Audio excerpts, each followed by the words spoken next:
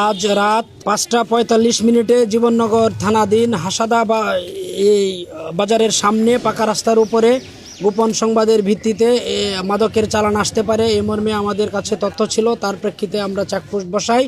সেই চেকপোস্টে আমরা একটি সন্দেহজনক গাড়িকে আমরা আটক করি, একটি এলিয়ন সাদা প্রাইভেট কার। সেই গাড়িতে একজন চালক এবং একজন বহনকারী ছিল। তাদেরকে চেক করে আমরা 576 বোতল ফেন্সিডিল আমরা উদ্ধার করি এবং এই দুজন আসামিকে আমরা গ্রেফতার করি।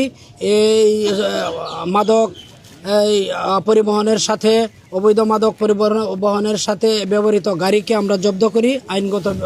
আইনগত তৎপরবর্তী আইনগত বিষয় প্রক্রিয়াধীন রয়েছে।